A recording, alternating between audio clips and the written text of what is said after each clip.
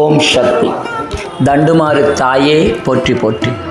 சிம்ம வாகினியாக எழுந்தருளி இருக்கக்கூடிய அன்னை, சிம்ம வாகனத்திலே எழுந்தருளும் அன்னை இதோ துவாரகா சக்திகள் புடை சூலத்திலே குடிகொண்டிருக்கக்கூடிய அன்னை தண்டுமாரி அம்மன் இன்று வரலட்சுமி விரதத்திலே வந்து அருளை வேண்டி நிற்கக்கூடிய பக்தர்களுக்கெல்லாம் வரம் அருளக்கூடிய வகையிலே இதோ இங்கே அன்னையின் உற்சவ திருமேனி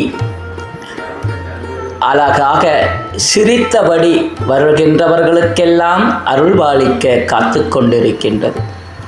இதோ ஆடி வெள்ளியின் 4ஆம் வெள்ளிக்கிழமை வரம் அருளும் சந்தான லக்ஷ்மியாக அன்னை தண்டுமாரி அம்மன் எழுந்தருளி இருக்கின்றார். குழந்தை வரம் வேண்டும் என்று வேண்டி நிற்பவர்களுக்கும், திருமணம் தடை தாமதமாகின்றவர்களுக்கும் திருமண வரத்தை அளிக்கக்கூடியவளாகவும், குழந்தை செல்வங்களை வழங்கக்கூடியவளாகவும் அன்னை சந்தான லக்ஷ்மி இதோ இங்கே எழுந்தருளி இருக்கின்றார்.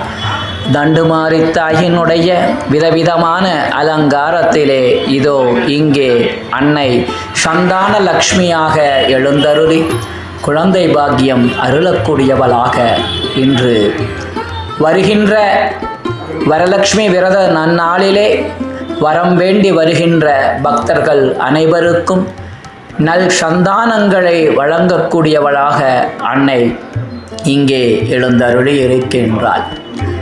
அன்னையினுடைய உற்சவ திருமேனி, அன்னையினுடைய அருள் துவாரகா சக்திகளாக விளங்கக்கூடிய அன்னையின் சக்திகளோடு அன்னை சூலாயுதத்திலும் எழுந்தருளி இருக்கின்றாள். அன்னையினுடைய ஆலய தரிசனம் அற்புதத்தை நிகழ்த்தக்கூடியதாக அமைந்திருக்கிறது.